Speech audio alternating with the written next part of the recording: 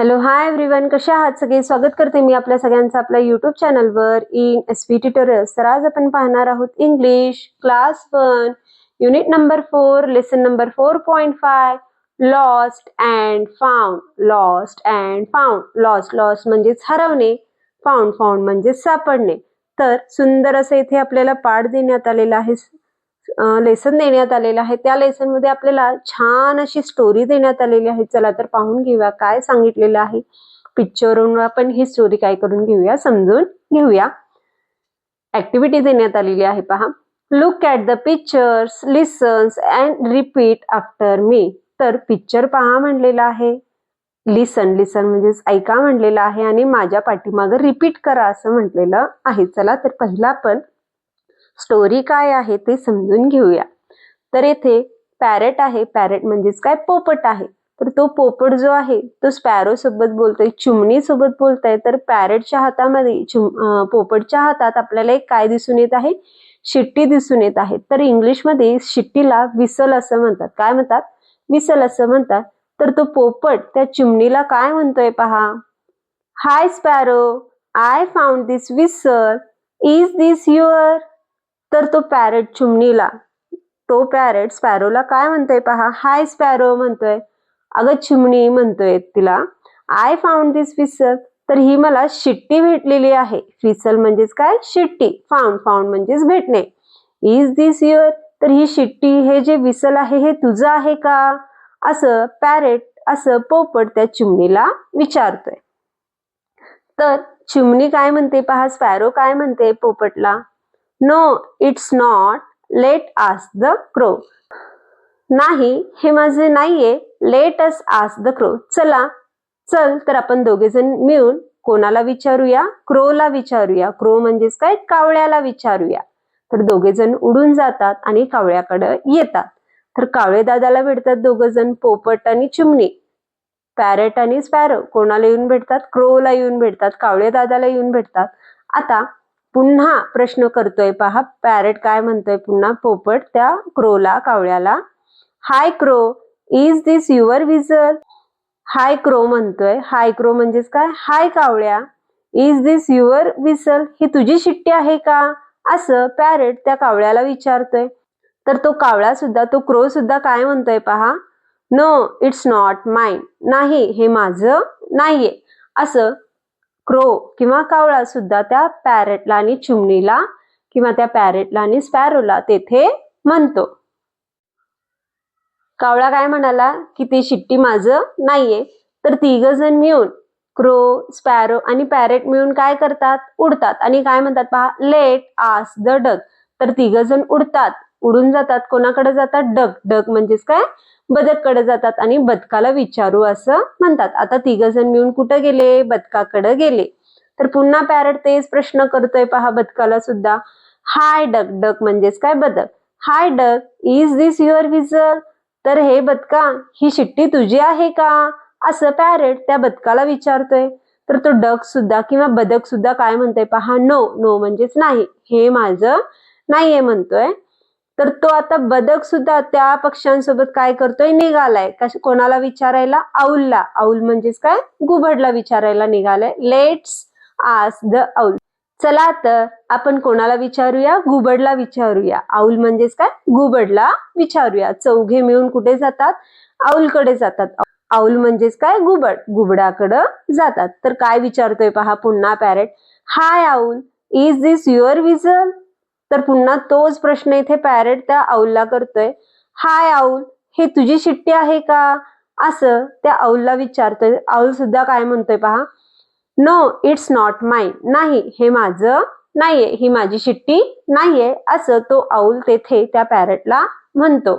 त्यानंतर तो जो आऊल आहे, तो जो घुबड आहे, तो पुन्हा पॅरेटला क्वेश्चन करतो पहा, प्रश्न विचारतोय पहा, where did you find it. तर तुला ही शिट्टी कुठे भेटली. वेअर म्हणजेच कुठे, फाइंड म्हणजेच भेटणे, इट म्हणजेच ती शिट्टी तुला कुठे भेटली, असं घुबड त्या पॅरेटला क्वेश्चन करतोय, प्रश्न विचारतोय. तर तो पोपट किंवा पॅरेट सुद्धा काय म्हणतोय पहा आऊलला, I found it under the mango tree. तर मला ही जी शिट्टी आहे कुठं भेटलेली आहे? अंडर द मँगो ट्री, म्हणजेच आंब्याच्या झाडाखाली भेटलेली आहे, असं पॅरेट त्या औलला सांगतोय. तर इथं आता औल विचार करायला चालू करतोय पहा, विचार करतोय आणि काय म्हणतोय पहा, इट्स मस्ट बी रॉबिन्स. तर ही शिट्टी कोणाची असेल? रॉबिनची असेल. कोणाची? रॉबिनची असेल.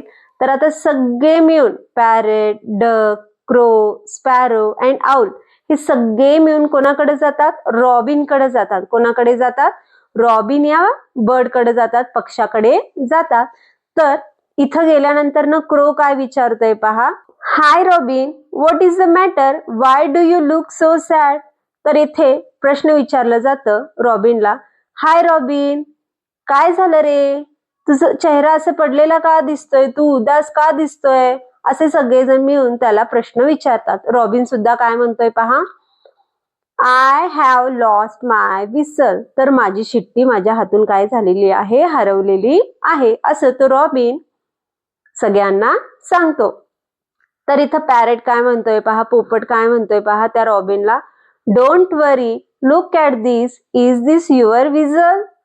तर चिंता करू नकोस, हे पहा, हे बघ, माझ्या हातात जे आहे हे तुझं आहे का, तुझी शिट्टी आहे का, असं पॅरेट त्या रॉबिनला म्हणतोय. तर रॉबिन सुद्धा खूप खुश होतोय आणि सरप्राईज होतोय पहा, एकदम आश्चर्यचकित होतोय आणि काय म्हणतोय पहा, ओ yes it's my, thank you so much. हो, हे माझंच आहे, धन्यवाद, खूप खूप धन्यवाद, असं तो सगळ्यांना धन्यवाद म्हणतो. अशा प्रकारे रॉबिनची शिट्टी, रॉबिन या पक्षाची शिट्टी तेथे त्याला भेटते.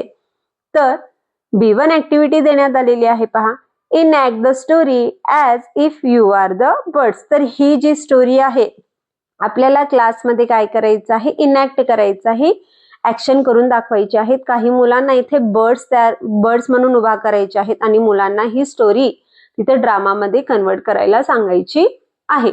C1 ऍक्टिव्हिटी देण्यात आलेली आहे पहा, लुक अँड ऍक्ट.